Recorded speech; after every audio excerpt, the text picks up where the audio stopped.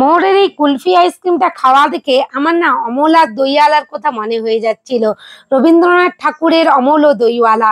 তোমরা কে কে অমল হতে চাও আর কে কে দইওয়ালা হতে চাও গো? আমি কিন্তু দইওয়ালা হতে চাই। দেখো কি আনন্দ! অমলের মতন আমি কিন্তু বাড়িতে বসে থাকতে পারবো না, কিন্তু আমাদের জীবনটা অমলেরই মতন হয়ে যায়। এত সুন্দরভাবে বানিয়েছি, যেটা খেতে অসাধারণ হয়েছিল। চলো কিভাবে বানালাম সেটাই তোমাদের সাথে শেয়ার করে নেই। এখানে আমন্ড আর কাজু বাদাম আমি নিয়ে নিয়েছি। খুব ভালো করে গরম জলের মধ্যে ভিজিয়ে রেখে দেবো 10 থেকে 15 মিনিট। আর এদিকে দেখো 1 প্যাকেট দুধ নিয়ে নিয়েছি, 500 গ্রাম দুধ। ভালো করে ফুটিয়ে নেব। আমি এখানে লো টু মিডিয়াম আছে, কিন্তু ভালো করে দুধটা অর্ধেক করে নেব। এখানে 500 গ্রাম দুধ 250 করে নিতে হবে। ভালো করে দেখো অনেকটাই কমে গেছে। এরপরে আমি কিন্তু সমস্ত খোসাগুলো ছাড়িয়ে নিচ্ছি। আমার বাদামটাও খুব ভালো করে এখানে ভিজে গেছে। একটা মিক্সি জার নিয়ে নিয়েছি, মিক্সি জারের মধ্যে কাজু বাদাম আর আমন্ড বাদামটা দিয়ে দিয়েছি। আর 3 হাতার মতন এখানে গরম মিল্ক অ্যাড করে দিলাম। আর 3টে এলাচ দিয়ে দিয়েছি। যেহেতু আমরা যখন ছোটবেলায় খেতাম এই ধরনের কুলফি আইসক্রিম গুলো, এত সুন্দর গন্ধ আসতো এই এলাচগুলোর, তো কত ভালো লাগতো খেতে, সেই কথাটাই মনে হচ্ছিল। এখানে দেখো আমি 3 টেবিল স্পুন চিনি দিয়েছি, তারপরেও কিন্তু আমি আরো 5 থেকে 6 টেবিল স্পুন চিনি দিয়ে দিয়েছিলাম। তোমরা এখানে হাফ কাপ চিনি ইউজ করো, half cup plus 2 table spoon, তাহলে এই মিষ্টিটা ঠিক সুন্দরভাবে এসে যাবে। এরপরে তোমরা কম বেশিও করতে পারো মিষ্টির মেজারমেন্টটা, যে যেমন মিষ্টি খেতে চাও, কম খেলে কম দেবে, বেশি খেলে বেশি দেবে। এরপর আমি সমস্ত কাজু বাদামটা দিয়ে দিয়েছি। এখানে অর্ধেক হয়ে গিয়েছিল দুধটা, একেবারে জাল দিয়ে তারপরে কাজু বাদাম দেওয়ার পরেই দেখো এখানে খুব সুন্দর করে একটা গাঢ় ভাব এসে গেছে। আর কুলফির মধ্যে যে একটা রেড কালার থাকে, সেই কালারটা আনবার জন্য 3 টেবিল স্পুন এখানে দেখো ক্যারামেল করে নিচ্ছি। আমি চিনি নিয়েছি আলাদা একটা ফ্রাইং প্যানের মধ্যে। চিনিটা ক্যারামেল হওয়া পর্যন্ত অপেক্ষা করতে হবে, তবে বেশি ক্যারামেলাইজ করে নিও না, তাহলে কিন্তু তেতো হয়ে যাবে এখানে কুলফি মালাই। খুব ভালো করে দেখো এখানে আমি মালাইয়ের যে মিশ্রণটা কাজু বাদাম দিয়ে রেডি করে রেখেছিলাম তার মধ্যে ঢেলে নিয়েছি।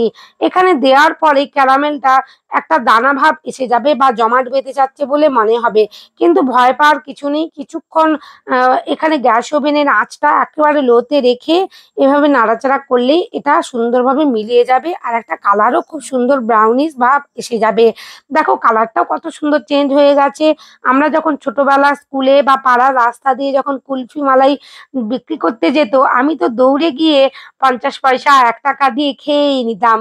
তখন 50 পয়সা 1 টাকার অনেক দাম ছিল। কুলফি দাদু আমাদেরকে সেই শাল পাতার মধ্যে কুলফি গুলো দিত। দেখো এখানে মিক্সি জারের মধ্যে আমি ঢেলে নিয়েছি, ঢেলে আবারও ব্লেন্ড করে নিয়েছি। খুব সুন্দর করে একটা গাঢ় ভাব থেকে পাতলা ভাব হয়ে গেছে। এরপর দেখো কুলফি মোল্ড আমি 4টা কিনে এনেছিলাম। কুলফি মোল্ডের মধ্যে ঢেলে নিচ্ছি খুব ভালো করে। আমার একটু ব্যাটার বেশি হয়ে গিয়েছিল। আমি একটা যে লাভা কেক বানাই, লাভা কেকের যে মোল্ড আছে আমার কাছে কাপ, তার মধ্যে ঢেলে নিয়েছিলাম। ভালো করে কিন্তু এখানে চাপাটা আমি লাগিয়ে দিচ্ছি। আর কুলফি গুলো কেটে কেটেই আমাদেরকে দেওয়া হতো, সার্ভ করা হতো। তো আমি এখানে সেজন্য কোনো রকম স্ট্র এখানে আটকে দিচ্ছি না। আর বাকি যে অংশটা ছিল ব্যাটারটা, তো সেটাও ঢেলে নিয়েছি একটা লাভা কাপকেক মোল্ডের মধ্যে। এরপর আমি ফ্রিজের মধ্যে রেখে দেবো ওভারনাইট। তারপরে এটা আমি বের করে কাটবো।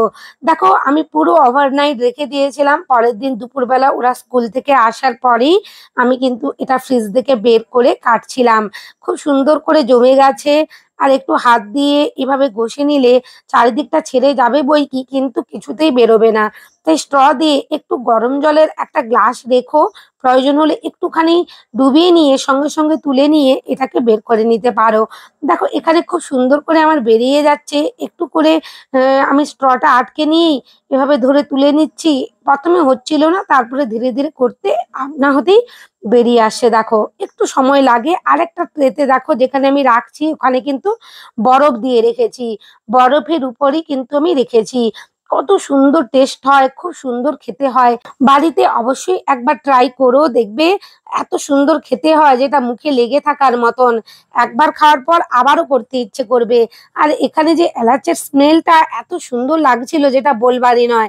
যদি আমার এই রেসিপিটা তোমাদের ভালো লাগে, চ্যানেলে নতুন বন্ধু হয়ে থাকলে প্লিজ চ্যানেলটা সাবস্ক্রাইব করে দিও। দেখো উপর থেকে আমি একটু পেস্তা বাদামও কেটে রেখেছিলাম, ছড়িয়ে দিয়েছি। তারপরে ফ্রিজের মধ্যে আরেকটু সেট করে নিয়ে আমরা খেয়ে নিয়েছিলাম। মোর সোনা তো এখানে খাচ্ছিল, আমি লুকিয়ে লুকিয়ে ওর ভিডিও করে দিচ্ছিলাম, ও বুঝতেই পারছিল না। আর যখন বুঝতে পারছিল তখন দৌড়ে চলে গিয়েছিল। বাড়ির বাচ্চাদের বাইরের জিনিস না খাইয়ে এভাবে অল্প কয়েকটা জিনিস দিয়ে বানিয়ে দিও, সবাই খুশি হবে। সবাই ভালো থেকো, ধন্যবাদ তোমাদের।